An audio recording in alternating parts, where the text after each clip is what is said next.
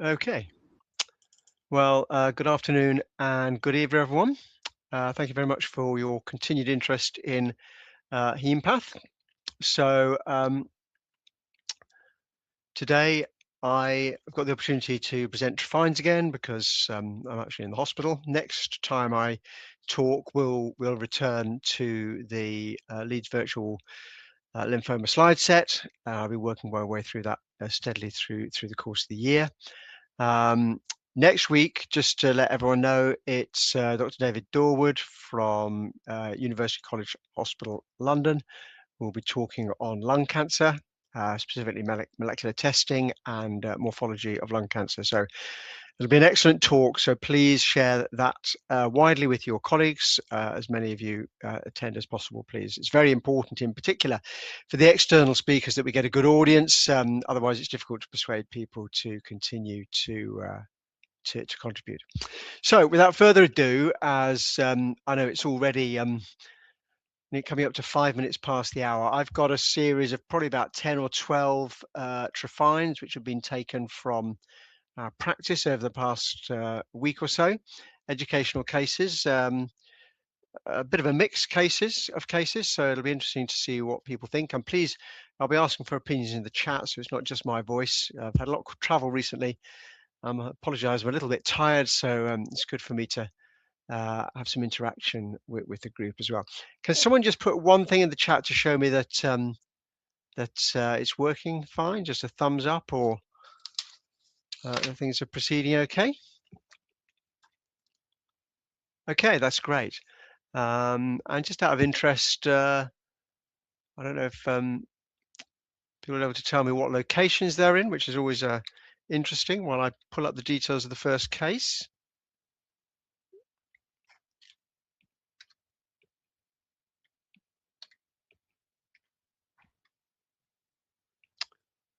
USA. Okay, that's great. Thank you. Thank you, Simon. So it's good morning to you. I'd said good afternoon, good evening, but good morning to you, Simon. Thank you. Right. First case, let me just share my microscope camera. So that should be in the share now. It's a little disconcerting because I lose sight of myself. And I don't know whether you can still see me or not, or whether you just see the that flickering screen, which is the microscope camera. What can people see? Myself plus that, or just the microscope camera? I believe just the microscope. Okay, that's great. Right, so that makes it simpler actually, because that's all I can see. So the first case, clinical details. And this is quite a complex case actually, so we'll probably work our way gradually through it, and comments would be appreciated along the way. My computer settings have slightly changed between my two screens, so I'm just kind of getting used to that. So this is a 78-year-old woman who presented with query low-grade lymphoma. Her hemoglobin 120, so slightly low. Platelets 167, normal.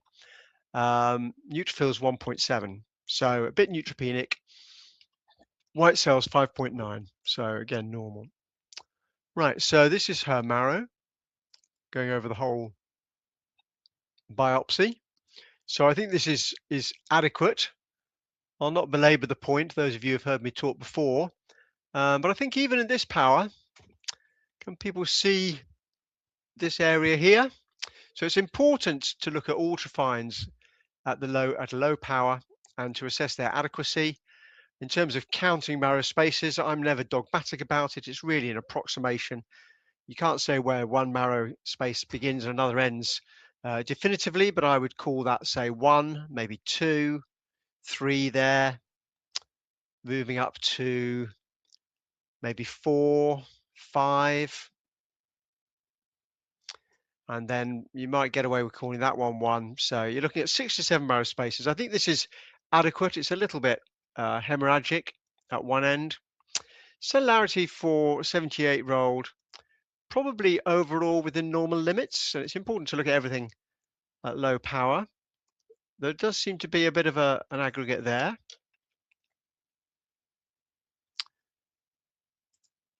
So look at it.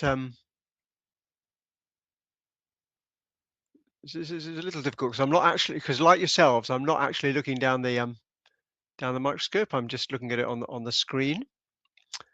So again, slightly higher power, just to see if we can see any more infiltrates.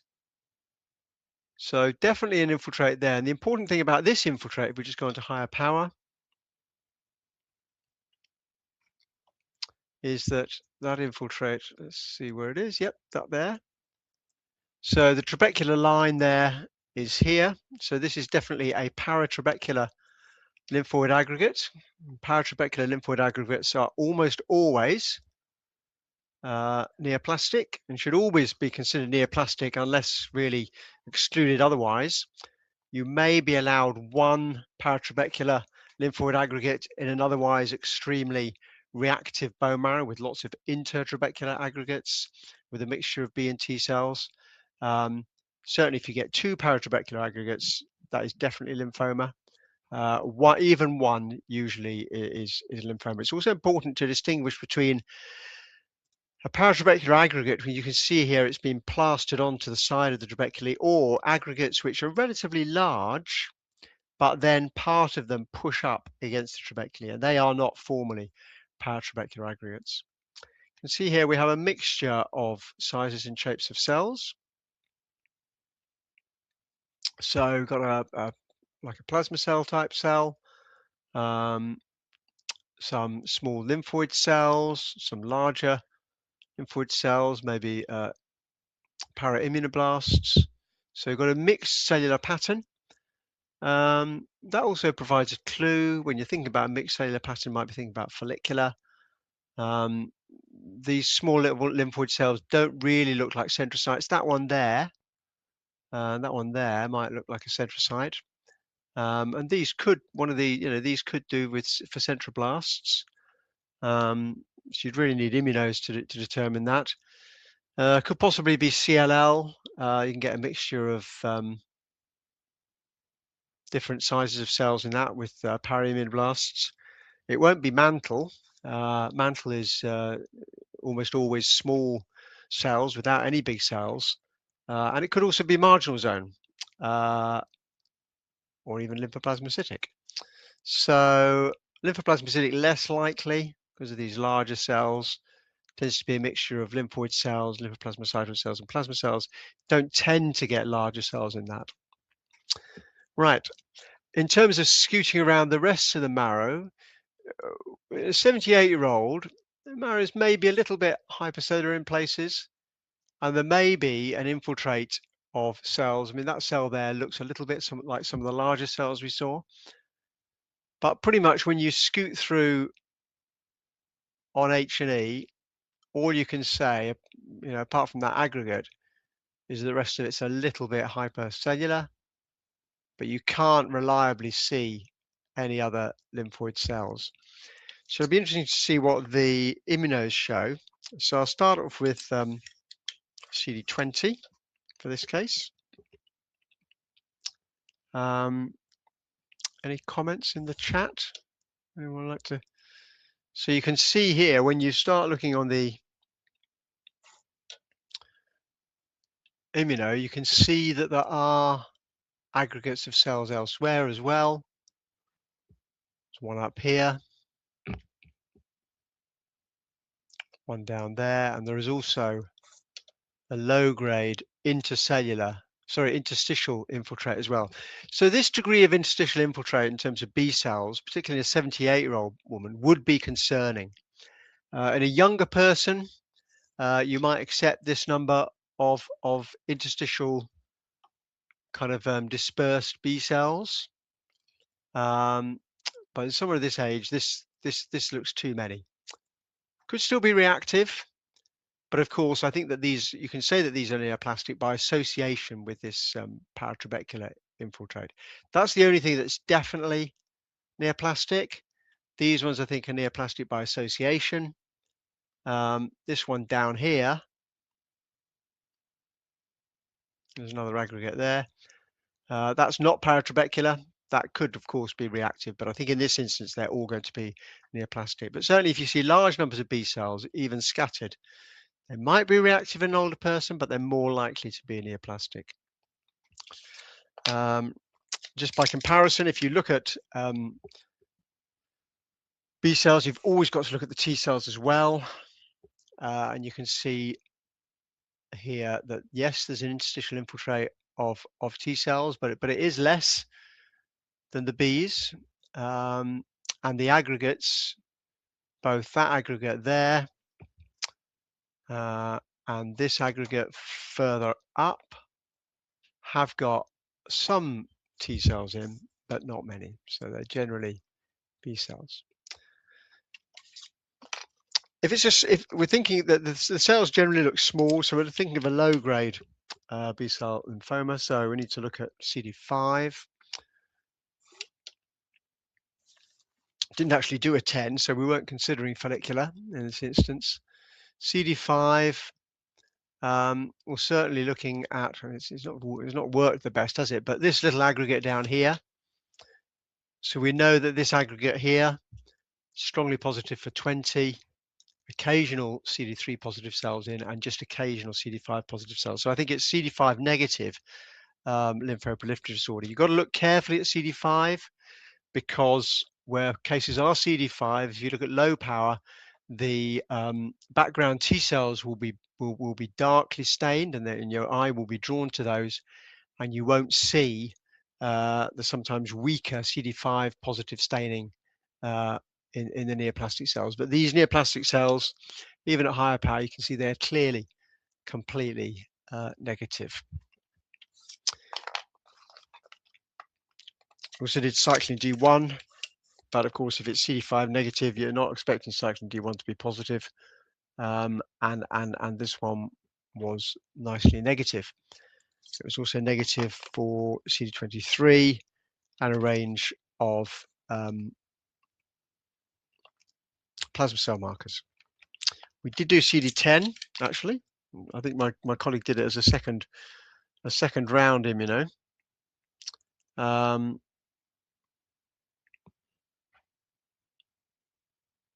So this is so as you look here, this is the second round immuno that we did, and what this is indicating is that there's a lot more on the second round. So this big nodule here did not appear on the first round of immunos, but as we cut deeper into it, it became apparent.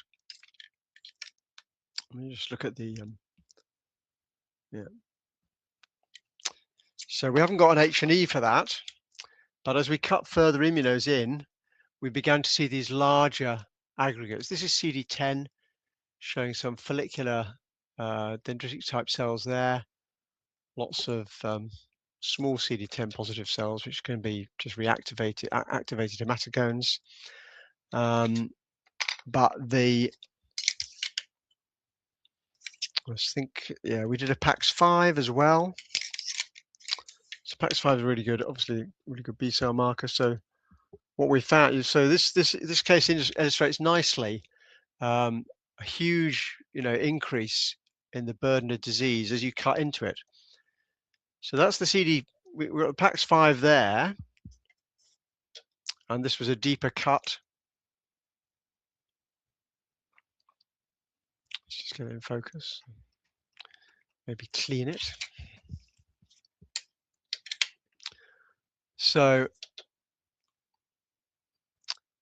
sometimes, and it is a little worrying actually, sometimes you can see this whereby you get one round of H&E and immunos, and it doesn't show a lot of disease, and then you cut a bit further in and suddenly a lot of disease appears. I don't think that's an argument for just cutting deeper through the tissue section routinely, because otherwise we'd be overwhelmed with work. But it's interesting in this case that as we began to cut into it, a lot more became apparent. I also did a CD5 on this one as well,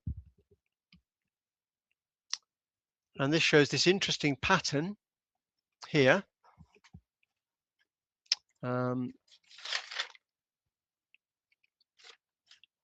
this interesting pattern here of a zonation of CD5. So you've got an outer ring and then a clearing, and this central area of CD5 positive cells. But the actual tumor cells themselves were negative. And this central area also has some kind of like germinal center cells, CD10 positive germinal center cells. So this was considered to be a CD5 negative B cell lymphoproliferative disorder, most consistent with a marginal zone lymphoma.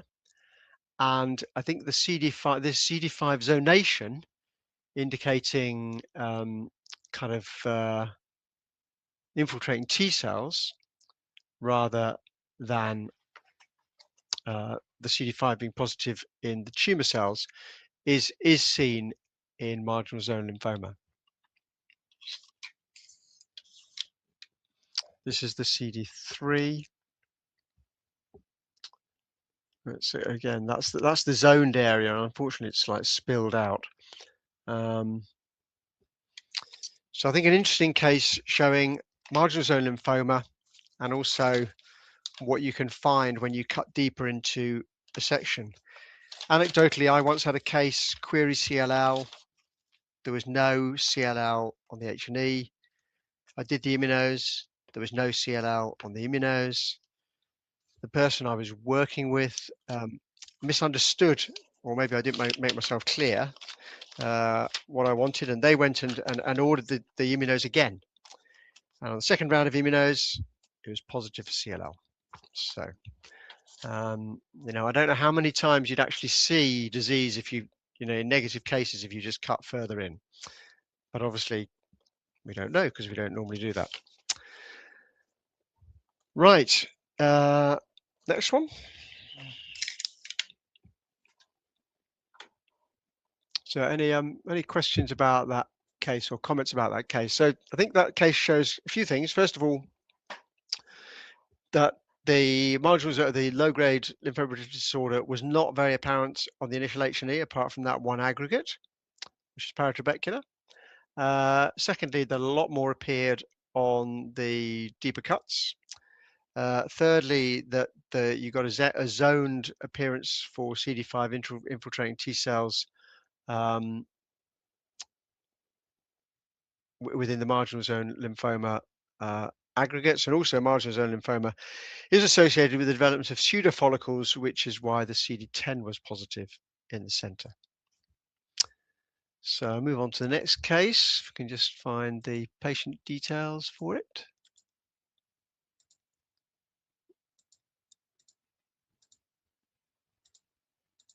It must be here somewhere. Maybe I have to put them in. Hang on, I'll just put up patient details.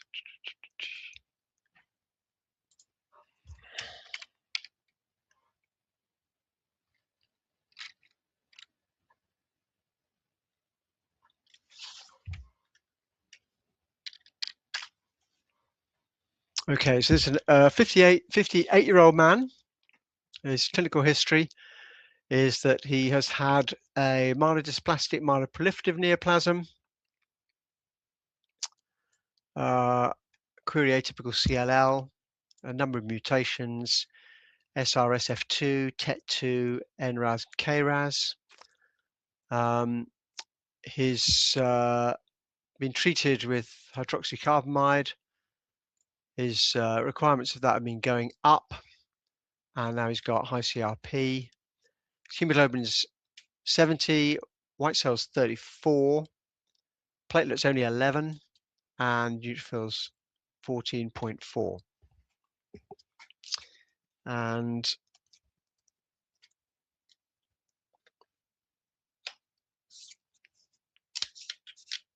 this is his marrow. So 2 cores.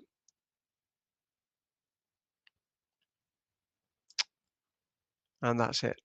So definitely in terms of a very interesting marrow, this actually. There's lots to say about this. Any comments, anyone? Save my voice. Probably only get through a few cases now, but it's good to go through things in detail. What do people think? Is it adequate? Yes or no?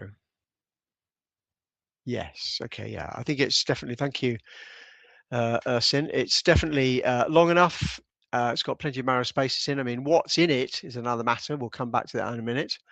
It's interesting that this patient. I mean, they've been treated by hydroxycarbamide, and I don't know whether that can affect the bones actually.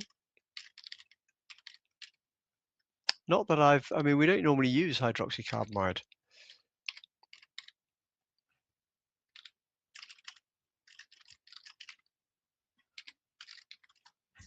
I'm just going to see if there are any.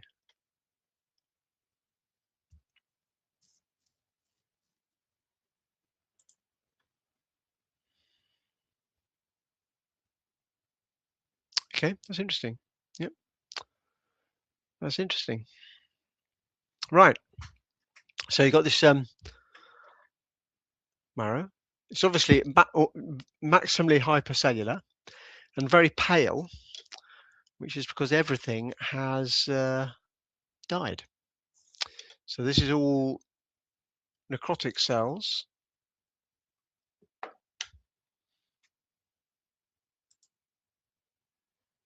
Let's do this.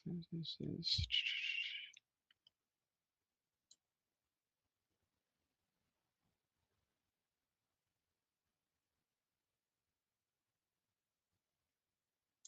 Yeah.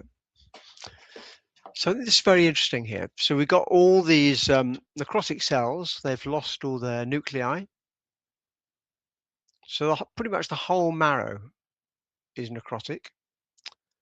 The bone also, we have got some nuclei within the Hauschiltz lacunae, focally, but a lot of them have gone. And some of the bone is very thinned. You see that there's very thinned, that there's very thinned. That's obviously some remodeling been going on there. You've got one layer and a stop. There's a cement reversal line where bone formation has stopped and then restarted again. There's an old resorption pit.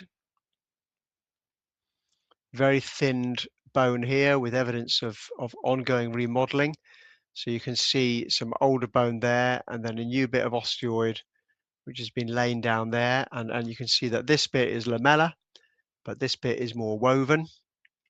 It's not yet matured. So we've got two or three major things going on here. First of all, almost everything is necrotic, including some of the bone. And we've also got extensive bone remodeling and thinning due to that and resorption. Now, in terms of the bone, in terms of the necrosis, all this necrotic material here will be new, and therefore a proportion at least of the bone necrosis, you can see loss of nuclei in many of these holes here, may also be new, but the remodeling changes in the bone will be old, so they're not acute.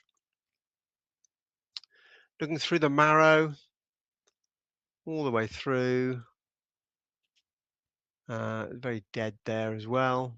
Now there was two cores. Where's the other core? The other core has got some viable cells in, and that's what we can use to make the diagnosis. And here's the viable cells. So we've got a small number of viable cells. These all look like blasts.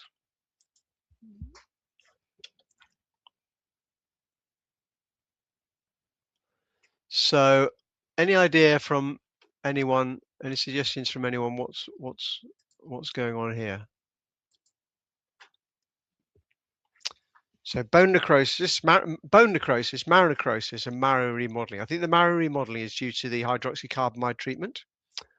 Patient age 58, wouldn't expect such severe remodeling apart from that, but hydroxycarbamide can damage bone metabolism and can lead to weakening of, so that's an interesting point, Sin. So this patient, yeah, I would think, yeah, it looks like a chemotherapy change for sure. But the interesting thing with this patient is that even though they've been on hydroxycarbamide, they've not received any acute chemotherapy. So I think this is actually just sudden necrosis. Mary, I think that's a good suggestion about plasmacytoid actually. So certainly this cell here looks plasmacytoid, this cell here, these cells here, could be a very poorly differentiated plasmacytoid lesion. Let's look at some immunos then.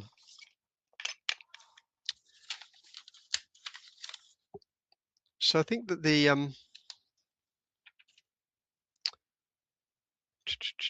we have a CD20. We didn't do a 79A or a MUM1, so I can't comment out on that. I can just show the myeloperoxidase. So the myeloperoxidase, there's a lot of positivity in the dead cells. But you have to be. I'm always quite cautious about interpreting positivity in necrotic cells, because sometimes they can take up stain non-specifically. So I always look for the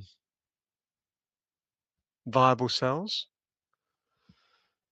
So the viable cells actually have got some. These are the cells which are viable, and it's a bit equivocal, but they are positive. Let's go to higher power. So we have got positivity for myeloperoxidase in these viable cells. These very darkly staining cells could be residual myeloid cells.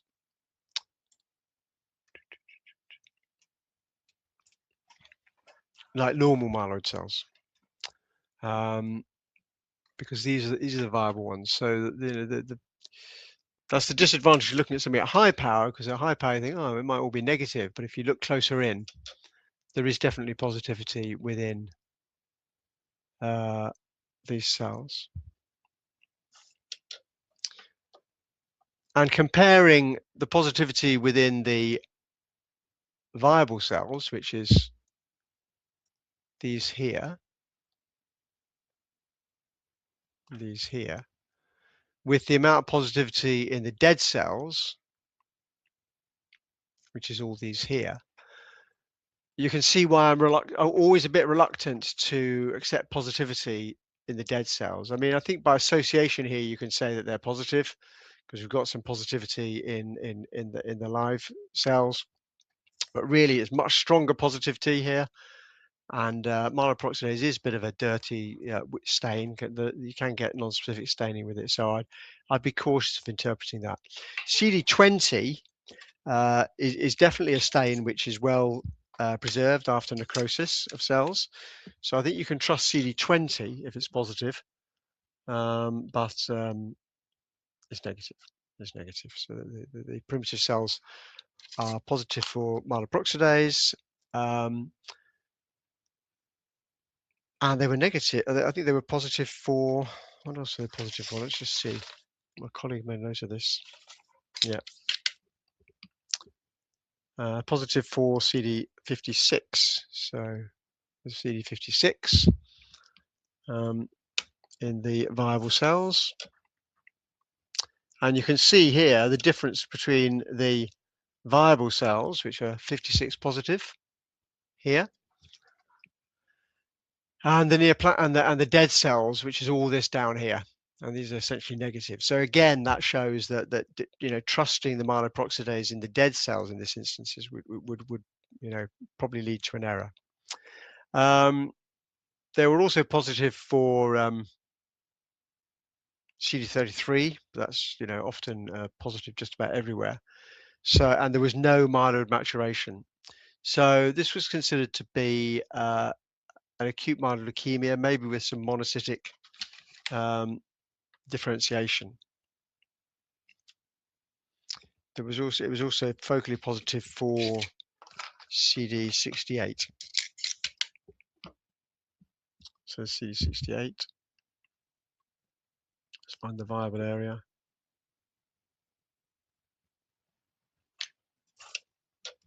Difficult to interpret that, but definitely positive for 56. and focally for myeloperoxidase. So that was a case of acute myeloid leukemia, and interestingly, very, very high levels of necrosis at presentation. I guess because it's just expanded within the marrow so quickly. So Hend, thank you, Hend. You asked for 34 and 117, so I'll just show you those. There's the 34. It was negative, and you can see nice internal controls there.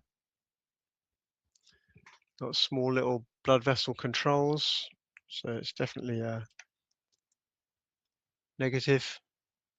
That was the 34 and 117.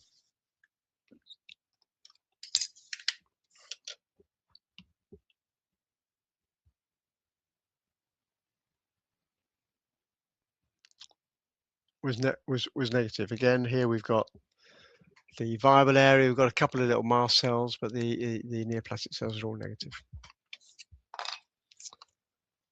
Okay, just managed to do 2 cases so far. So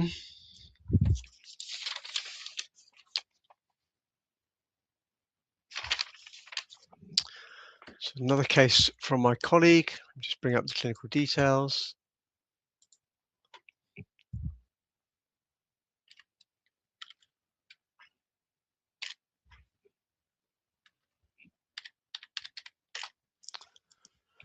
So there's a 72-year-old man.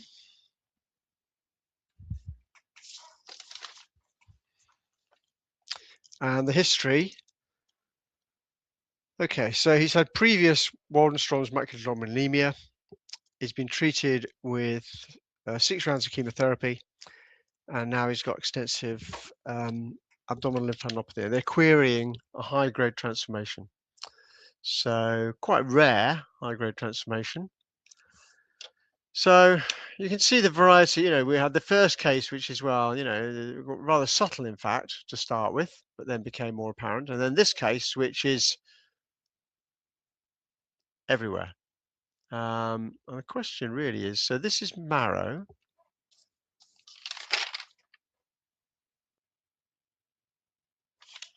This is definitely bone marrow because you've got some trabeculae within it here. And then the other piece of tissue, looking at it carefully,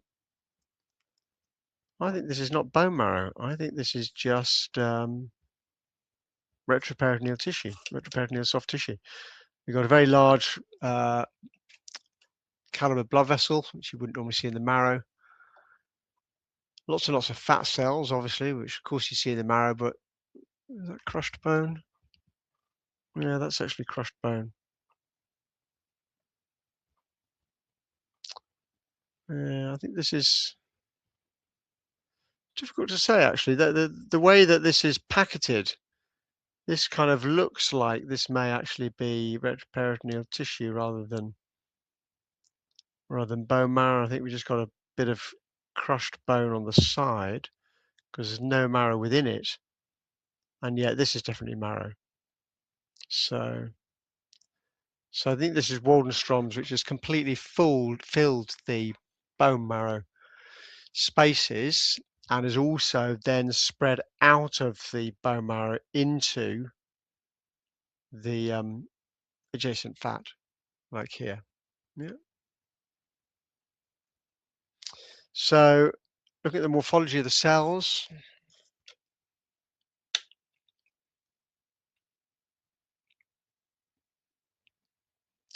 So Waldenstrom's macroglobulinemia, or lymphoplasmacytic lymphoma, it's got a very wide range of differentiation. In some cases, most of the cells are lymphoid cells with a relatively small component of plasma cells. In some cases, you get lots of plasma cells. I think in this instance, there really are lots and lots of plasma cells, all of this great big area here, swathes down here. You can dissect it out nicely by looking at the immunos. So looking at MUM1, for instance, for the plasma cells.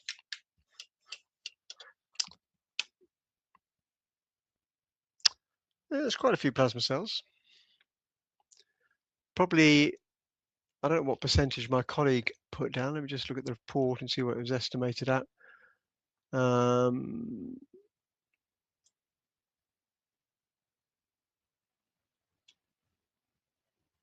up to 10%.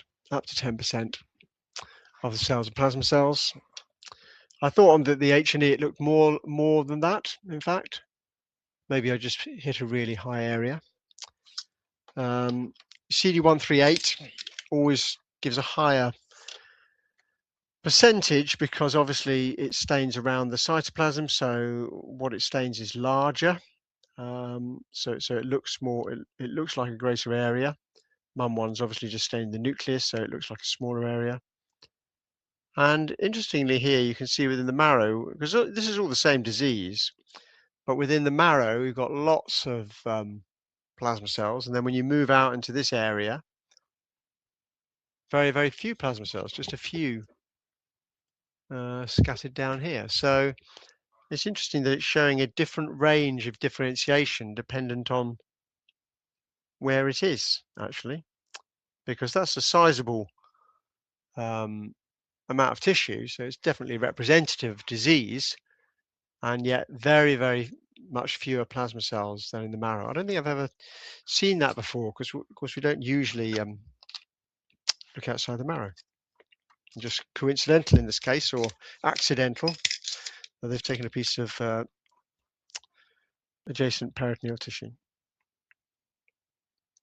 This is the this is the kappa and lambda. So this is the kappa. A little bit of background staining, obviously, as you always get, and this is the lambda. So the lambda is a lot darker, and you can see lots and lots of plasma cells, and a proportion of the lymphoid cells are positive for lambda light chain. So it's lambda light chain restricted, and this was a lymphoplasmacytic lymphoma. To get the accurate percentage, you've really got to do, well, if you did CD20, you'd exclude the plasma cells, but CD79A will include everything. So we've used that really to give our percentage of how many cells are positive. And you can see that probably about 80% of the cells are CD79A positive. And this demonstrates here that this retroperitoneal tissue is definitely the same disease, CD79A positive, almost uniformly, but this didn't have many plasma cells in it. I think that's quite unusual in this case. Also did cyclin D1. Cyclin D1 can be positive in myeloma, but I think that this is just showing these small little scattered cells are endothelial cells. I wouldn't use it as a likely marker. So is this myeloma? I mean, this is, you know, Waldenstrom's macroglobulinemia because it's showing both CD20 positivity and plasma cell differentiation as well. It's not transformed, and there's probably a bit of abdominal lymphadenopathy because it has started spreading outside the bone marrow. Interestingly, the reticulum was increased in this case, which I think is unusual for Waldenstrom's. There's the reticulum. It was increased grade 2 to 3. So that is unusual.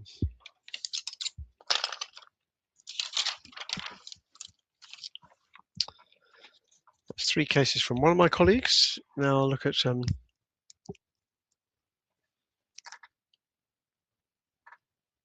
let's just see.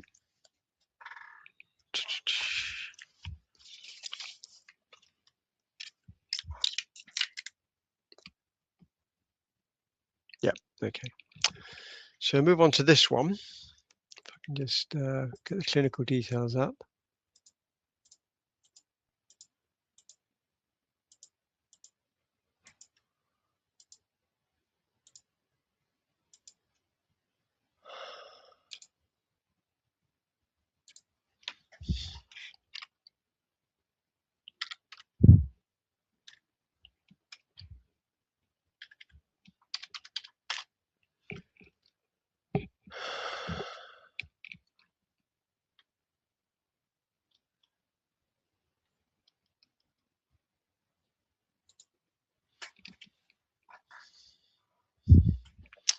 Right, go to low power.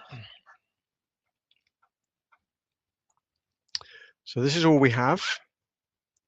Rather fragmented and hemorrhagic. There's a 54-year-old woman. Clinical history.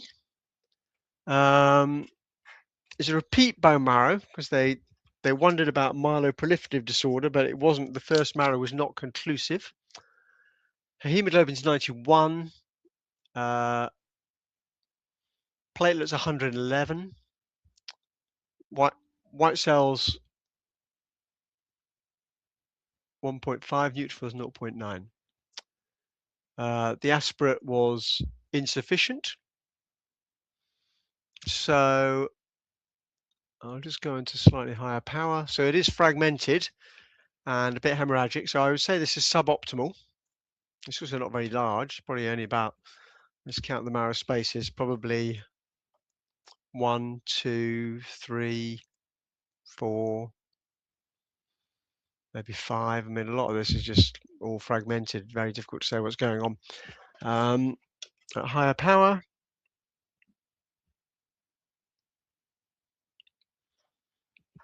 you've got these areas here.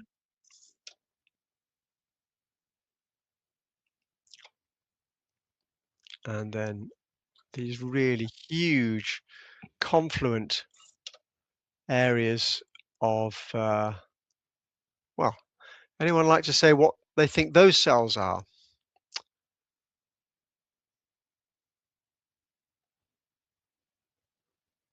Interesting case, this. You don't usually see this so florid. Yeah, I think they are megakaryocytes, Sin. Although they were shown to be megakaryocytes. But I guess they just look so epithelioid and there's so many of them and they're forming such big sheets that you might, as an outside possibility, consider a carcinoma. But it's not that. Interestingly, so if these are megakaryocytes, which I can show you the CD61 to demonstrate that they are, the nuclei, they're not too bad. They're quite monolobar, and they're quite large. But normally, when your megakaryocytes are this frequent, and these aren't just forming sheets, but they're forming, they're not just forming clusters, they're forming massive confluent sheets. Usually when you get macrocytic clusters and sheets, you often get bizarre kind of multi-lobed nuclei. And in this case, that's not what we're getting. We're getting these much more monolobar nuclei, which is unusual for this degree of clustering. So just to demonstrate that they are megakaryocytes,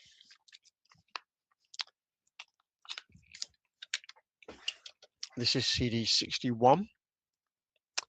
And you can see this here. It really shows that, almost all this huge areas of megakaryocytes in this case.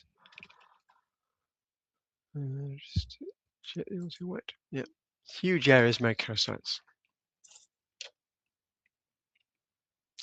And then the other cells in the background are myeloid and erythroid. Also look at the retic in this case. So there's the reticulin.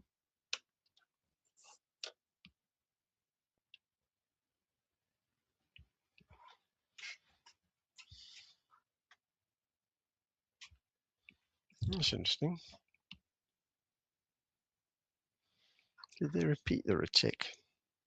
Yeah, they must have repeated the retic because this retic's not worked.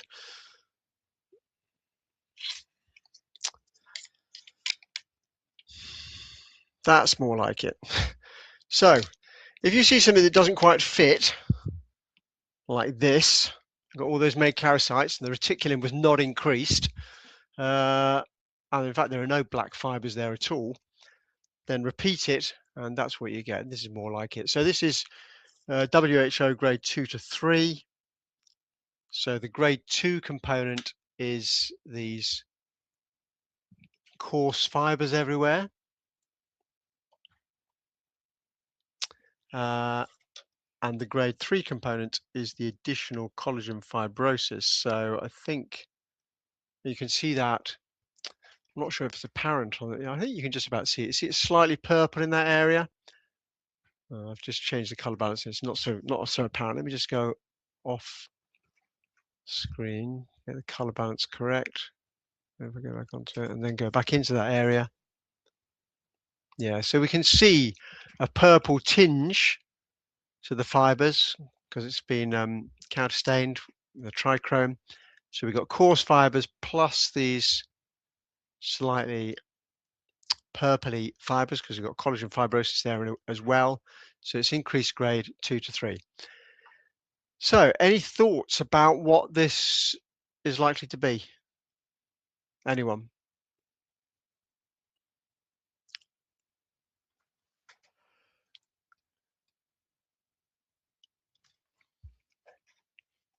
So we thought this was a myeloproliferative disorder, polymyelofibrosis, but we also did the blast markers. So this is CD34, and you can see CD34 is markedly increased,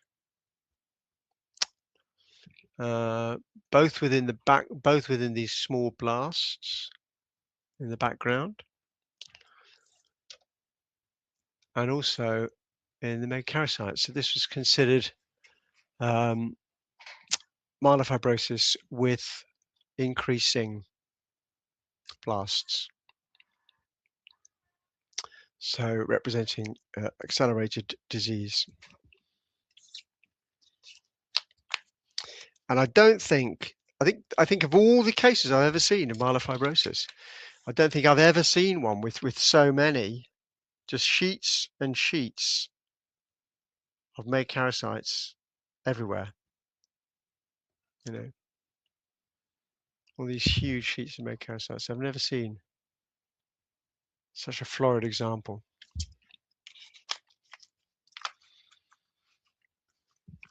So that's crazy.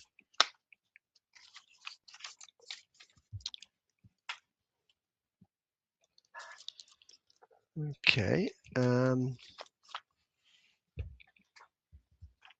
Let's go to this one. So that was a very clear example of that.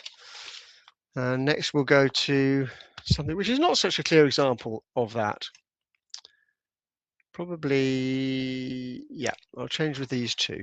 And then that goes there. Just have to keep all these files. I'm moving cases around because different people have given me them and I have to make sure they go back to the right place, which can be quite difficult. They all look the same. Right. So that one was, I think, a clear myeloproliferative neoplasm, probably myelofibrosis with acceleration. And this one here, this is a 71-year-old woman who's got very high thrombocytosis. Her platelet count is 1,108, hemoglobin 131. She presented with a portal vein thrombosis. She's negative for JAK2, CALR, and MIPL.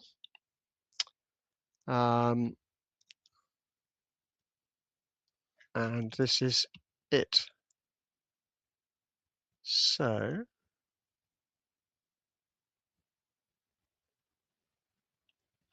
I think it's adequate. Cellularity probably a little increased for age.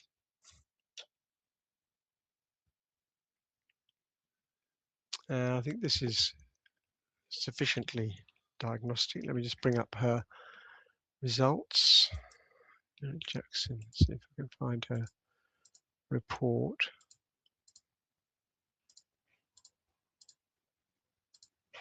Oh, yeah, there it is. Okay. Yeah.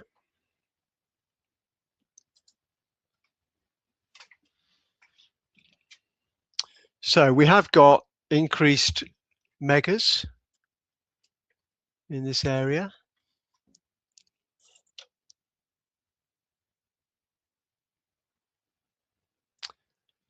And they're forming, whereas the other one had huge sheets of cells, which is what you get in myelofibrosis. Here we're getting, small little clusters of cells, maybe 3 or 4, and that's it. Around the rest of it. So ET, or essential thrombocythemia, characterized by smaller clusters of megakaryocytes than myelofibrosis. Obviously, the platelet count is going to be much different. But you don't get huge clusters, even when it's not been treated. They're usually small little clusters, whereas myelofibrosis has always got large clusters. Again, small little clusters of just a few cells together. I'll just show the CD61 for that to highlight them.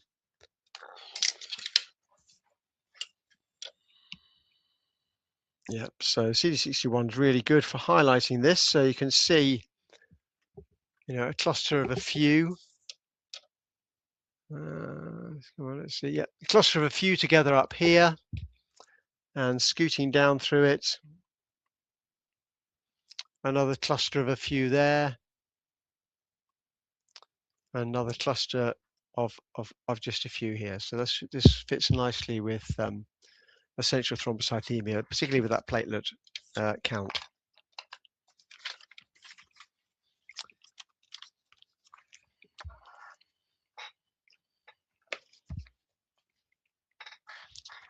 And then I'll just finish with this one. So this is another conundrum.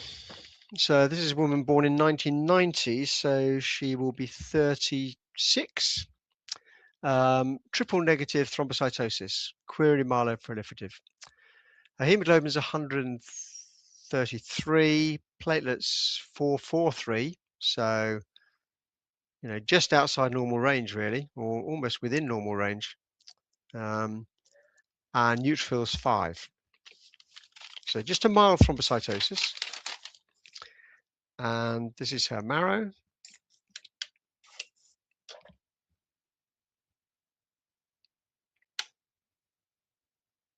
It's probably within norm, probably high normocellular for age. I think I've got a thinner section which might project better. Let me just get that. Yep, there's a thinner section, so that's nicer. And you can see that there are some megakaryocytes scattered around.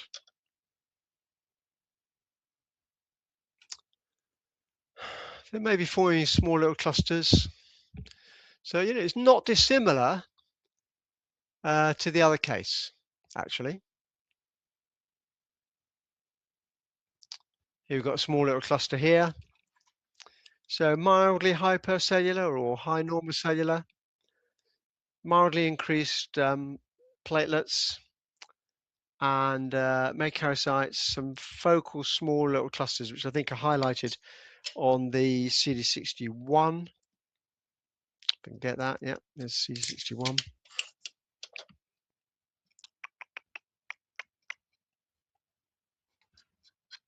That's control. Yeah, so it's not dissimilar to the last one actually, but not so much clustering. Actually, mostly lying singly. So occasional small little clusters like these ones up here.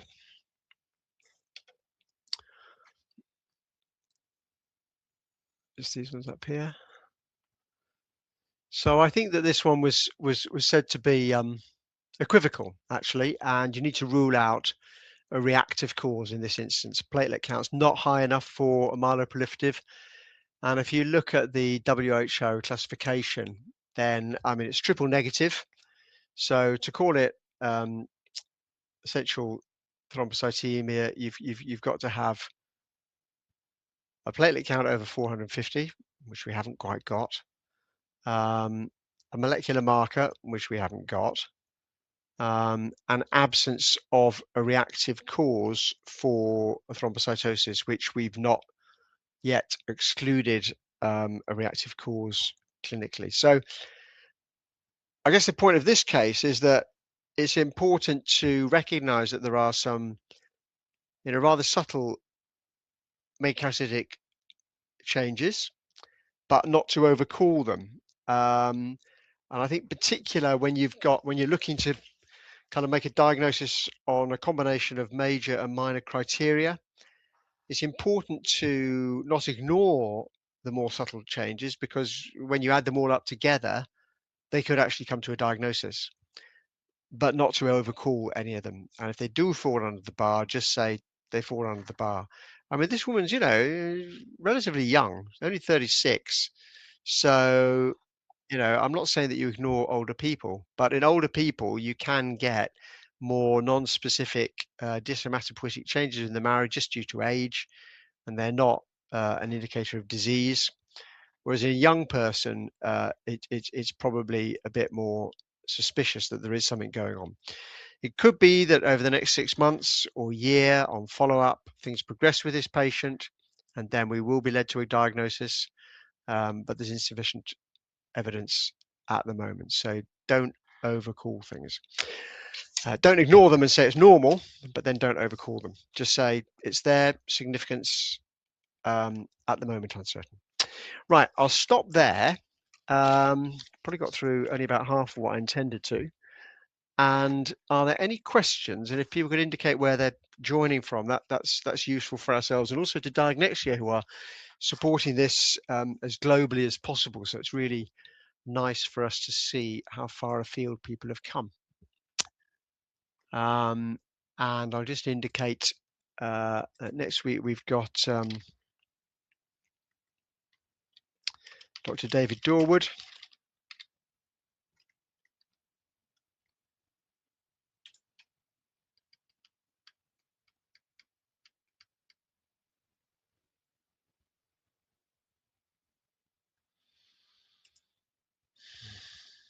Actually, not from UCL, I got that wrong. He's from University of Edinburgh.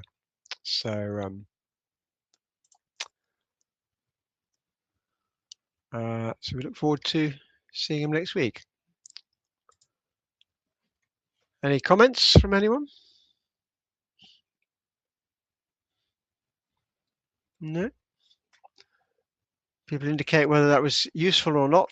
Tomorrow will be back to more. Thank you very much from me.